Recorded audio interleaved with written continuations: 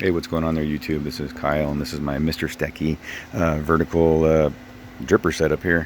So I had these guys maybe about a year or so, year and a half. I'll have to go check my original video when I uploaded it. But people were asking me for some inputs, kind of my review on how I liked them. So here I am. It's Christmas Eve day. I got some family and friends coming over, so I got to get my nap and my drink on here really quick. I'm not going to edit this video. Sorry that it's raw, and if my kid starts yelling at me or my dog poops and I step on it, then which I almost did because I did make another video. I almost stepped on that and ruined my other video that I was making. So anyway, okay, so I think the biggest takeaway is that with any plant, obviously it needs water, light, and nutrients. My water, it gets pretty warm here in Southern California, 1,000-foot elevation during the summertime, July to September. I'm probably about 100, 110, just any given day. So these guys dry out really quickly, even when I rotate the pots every day or two to try and get them, different light angles and whatnot, and make sure they're not heating up, or make sure they are, I guess, exposed to the sun evenly, if you will, on all sides. But water was my struggle. I had to do a lot of offset watering.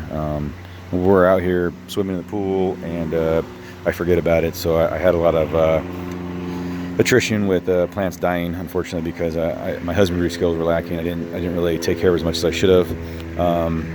It's kind of weird right now. Like, these guys are doing really good on the rosemary, the basil, and these jalapenos.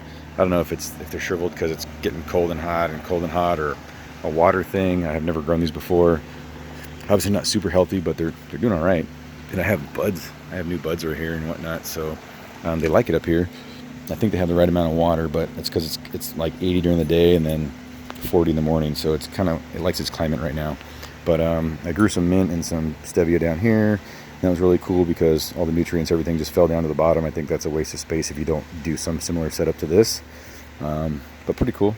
In the end, I guess maybe what I would do is, I haven't done it before, so it's a guess, but maybe instead of having these pots here, if there was a way to fabricate my tub system, because I think lack of nutrients is the biggest deficiency here. If I had a tub system to where I could engineer the centerpiece of the pipe to be the water feed, and then have an adapter with, drip coming out. Whoops, I'm looking at the actual stuff, not the camera. If I could have the hose come up and just come straight down and then drip, and then the residual stuff will go back into the tank. Maybe have a little cloth filter on I had a fish tank before, a saltwater tank, so I kind of know about those pumps and whatnot and filtration. But if I could do it, because I like to engineer things way more than they need to be, I guess. But that's the German side of me. So yeah, that'd probably be my to-do, is figure out a way to make this down here a pot, close it off, or a bucket, if you will, close it off with some magnesium, calcium nitrates and whatnot, and make sure the alkalinity is good, pH is balanced and whatnot. Or yeah, I guess you got to kind of figure out what kind of plants you're going to put here and make sure that the pH requirements are all very similar, because you'd be stupid, I guess, if you didn't. And sometimes I do things like that and don't think about the requirements of everything, because I have these guys all in the drip system with that green line that goes all the way down to this one here, and pretty much my whole entire garden all back here. Many of them are on one loop, and they all require different watering volumes, if you will, or times. So that was my hardest part, was trying to balance that watering requirement for all my individual trees and fruit and whatnot. And that's just my fault, because I didn't really think ahead. I just wanted to plant stuff and see what I could get it to do without really engineering it the right way. So if I do end up doing this again in spring, I'll probably try and figure out a way to put a bucket system down here, which is probably a lot of work.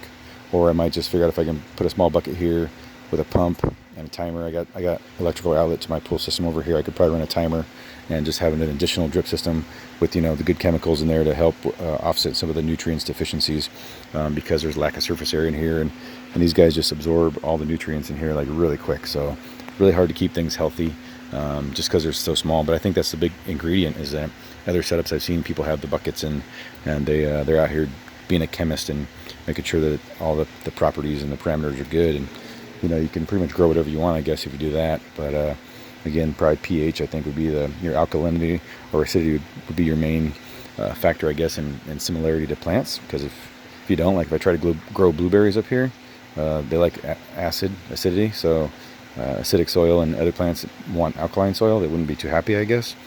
So you just got to kind of plan accordingly. But that's pretty much it. So If you got any questions, let me know.